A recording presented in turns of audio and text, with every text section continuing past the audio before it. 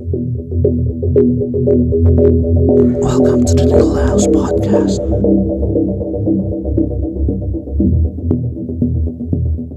Hey yo, what is up you guys and welcome back to the Needle House Podcast. And this is your boy, Marcus II. Kamusta na kayo? Sana okay lang kayo. Yan, nabunggo ko yung ilaw natin. Yun, so, ayun na nga, no? Gaya nga ng sabi ko dun sa last video natin, no? I'm officially changing the format of this channel into a podcast, no?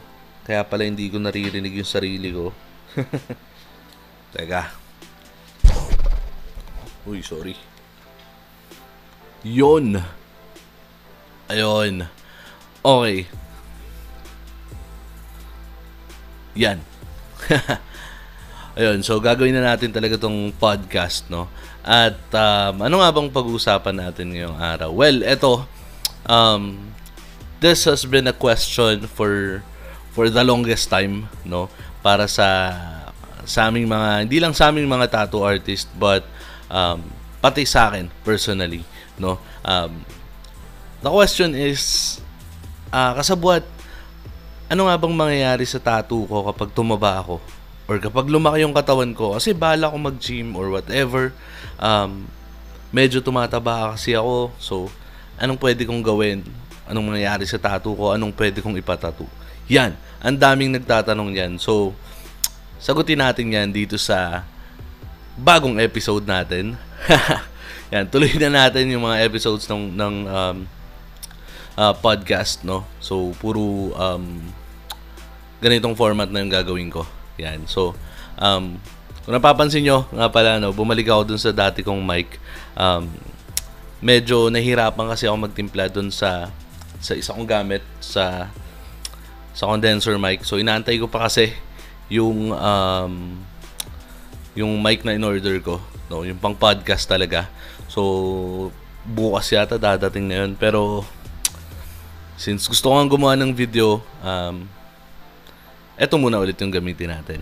Yan. So, sagutin natin yan. So, diretsuhin na natin. No offense, pero ano nga bang advice ang mabibigay ko para sa mga matataba na gustong magpatattoo? Yun. Kasi ako, syempre, ako mataba din ako. At isa rin yan sa mga iniisip ko kapag nagpapatattoo ako. Okay. At explain ko dito, sasagot ko dito based on experience din sa akin.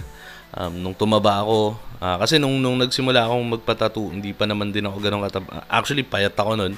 Tapos tumaba na lang din ako. So, explain ko sa inyo ano nangyari doon sa mga tattoo ko. At nung mataba na ako, ano ba yung mga nadagdag na tattoo. Yan.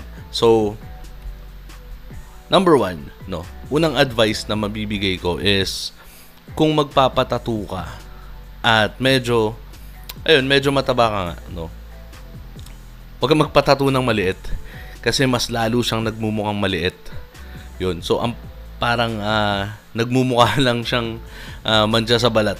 Dumi, ganun. Kapag masyadong maliit yung pinagawa mo, no? Again, no offense, pero kasi ako, sa sarili ko, ganun din yung ginagawa ko. Hindi na ako nagpatattoo ng mga maliliit kasi nga, since malaki na ako, hindi na siya akma, parang pangit na tignan, no? Hindi siya accommodating para doon sa katawan, sa body type natin. Hindi siya parang hindi siya nakakatulong, no? Mataba na nga tayo, tas ang liit pa ng tattoo, lalong nagmumukhang maliit yung tattoo. Yun. Ano pa? Eto, mga sabot, no? If magpapatattoo ka talaga, tapos medyo mataba ka nga, para sa akin, opinion ko lang naman to, dapat wag yung sobrang intricate nung design, no? Kasi, what if, paano kung pumayat tayo, di ba? Tapos yung design masyadong maliliit, masyadong madetalye yung tattoo. Parang, halimbawa, maliit na bola, tapos pinalagay mo sa loob ng bola, mga design or logo ng mga team sa NBA or whatever. Ganyan, basta masyadong intricate yung design. Pag pumaya tayo, kasi syempre, pag mataba tayo, stretched out yung balat natin. Pag pumaya tayo, liliit ulit yun. So, ang nangyayari, nagdidikit-dikit yung mga linya. So, pumapangit siya. Diba? Ano pa? Kasi kapag medyo mataba nga tayo, tapos masyadong intricate yung design, masyadong maraming laman sa loob or whatever. Ganun din eh. Kahit malaki yung pinagawa mo, nagmumukha siyang maliit sa sobrang dami ng design. So, what I suggest is, mas bold yung ipagawa nyong mga designs o yung mga piliin nyo. Mas makapal yung linya. Yan. Mas malaki yung spacing, no, dun sa tattoo mismo. Kasi kapag masyadong maliliit tas dikit-dikit, hindi masyadong magandang tignan eh. Parang isipin niyo na lang sa likod, 'di ba? Back piece. Kaya pag nagpapagawa tayo sa likod, hindi naman laging maliliit lang yung design. Madalas nilalakihan natin kasi nga alangan tignan. Ang pangit kapag ang laki ng likod, 'di ba? Tas maliit lang yung design. Hindi siya umaakma doon sa body part. Ganun din. Syempre, pag mataba tayo, mas malapad yung braso, mas malapad. Diba? Tapos pag tinatuan mo nang maliit lang sa gitna, ang pangit tignan. So, ayun, ganun din. Ganun din yung nangyayari. Ano pa? Ito, kapag nagpatattoo ka, payat ka, tapos tumaba ka, ano bang mangyayari dun sa tattoo? Lalabo ba to? Papangit ba to? Well, eto, by experience, ako sa akin, parang wala naman akong masyadong napansin, no? Pero nung tumaba ako, yun nga, most noticeable is medyo lumabo yung kulay niya. Siguro kasi nga na-stretch out yung balat.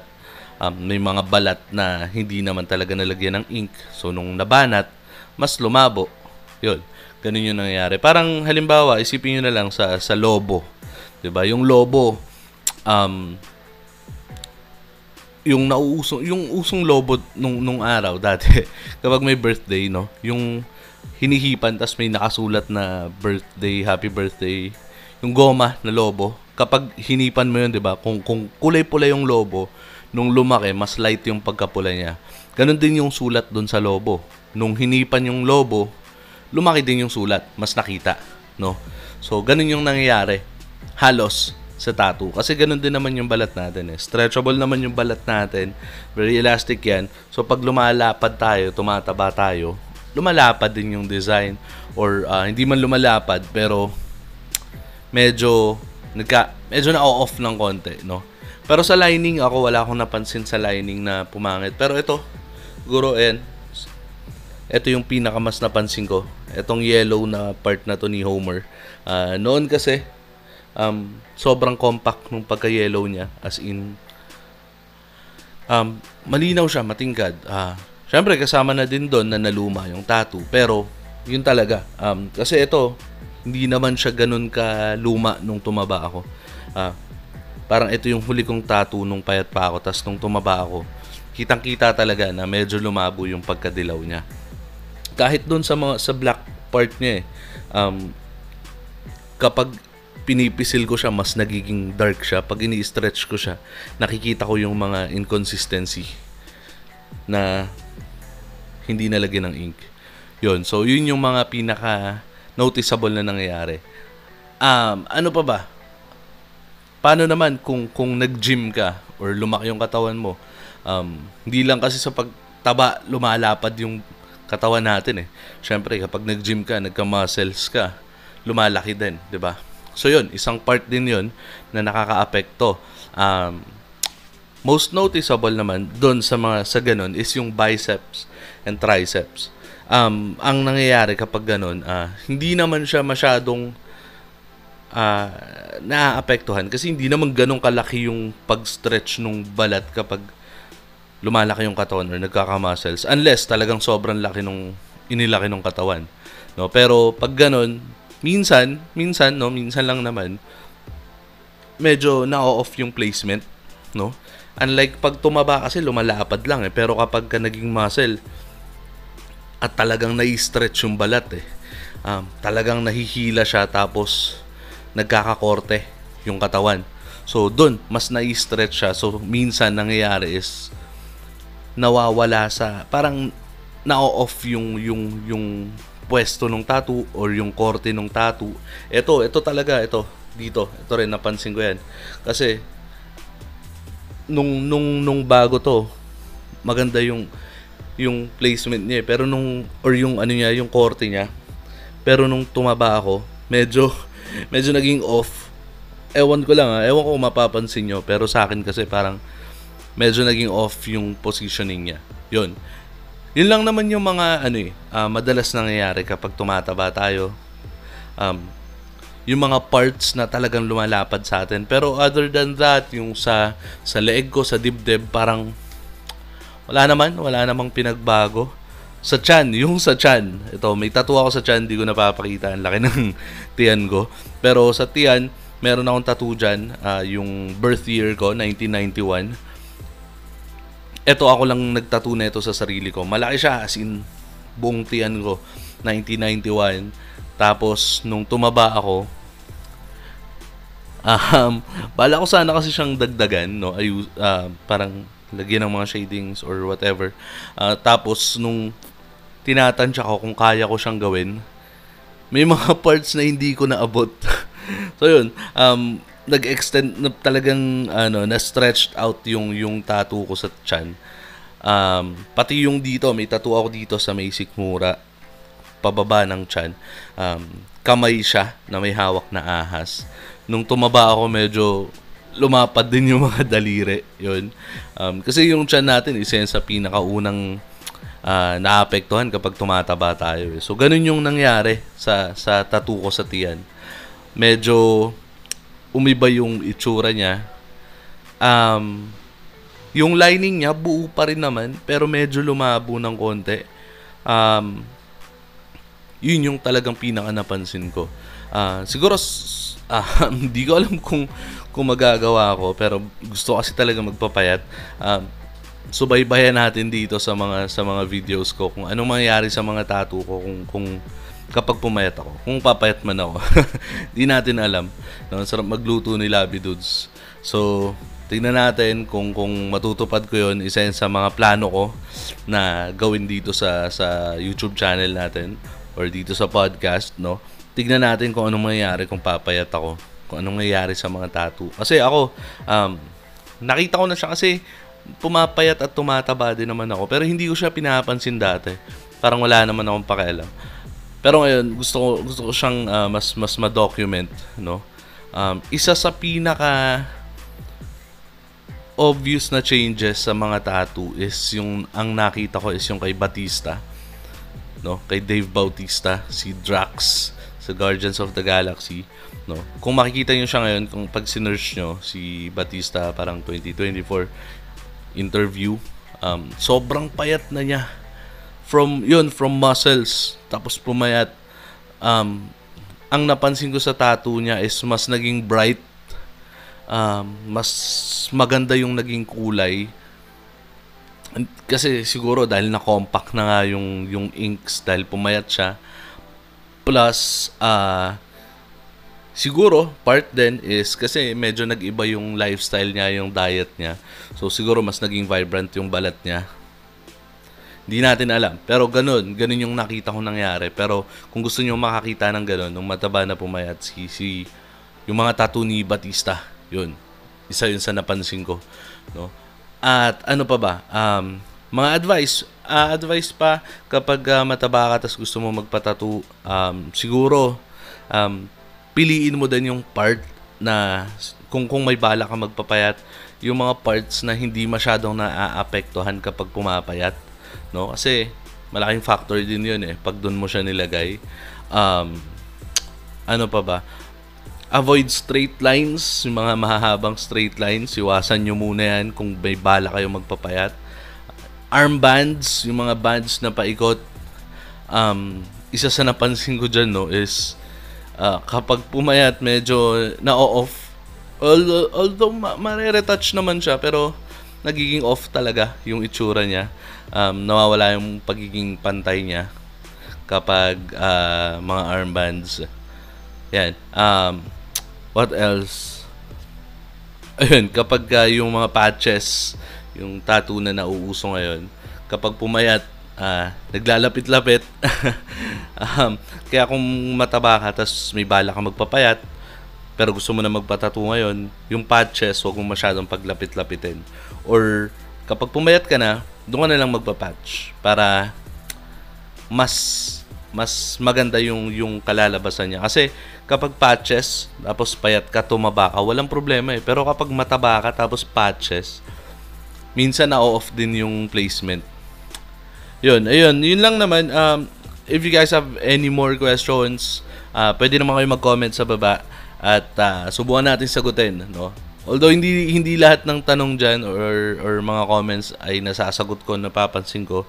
So pagpasensyahan niyo na, medyo busy lang talaga. That's why I always try to make a video out of those questions, no? Para isang sagutan na lang, isang video na lang, 'di ba? Nagiging content pa kapag may mga ganyang questions. Kasi ang nahihirapan din ako kasi is katulad nun yung group natin dati sa Facebook, hindi ko na siya masyadong maasikaso. Yung mga nagme-message sa akin sa Facebook, hindi ko rin masagot lahat, no? Yun, nahihirapan talaga ako kasi sobrang dami kong ginagawa, as in sobrang busy, no? Pero binabasa ko naman, pinupusuan ko. Yan. Kapag may nakita akong magagandang tanong, instead na sagutin ko doon, ginagawa ko na lang ng videos. Yun lang naman. By the way, kung hindi ka pa nakasubscribe or bago ka sa channel natin, please do subscribe and hit the bell icon para nanonotify ka tuwing may bago tayong video. Okay? Medyo alanganin yung mga post ko ng videos, no? Kapag naisipan kong gumawa, nagpo-post ako, pero subukan natin bumalik sa schedule. Yan. Kapag dumating na yung mga bago nating gamit, nag-order ako ng mixer, ng boom arm, ng bagong mic, at magiging dalawa na yung mic natin, yung mixer natin, pwedeng saksakan ng extra mic. Subukan natin yung mga interview style podcast, no? But of course, it will still be about tattoos. Yan. Subukan natin yan. Try natin mag-imbita ng iba pang mga tattoo artist, ng mga customer. Pag-usapan natin yung mga experience, learnings.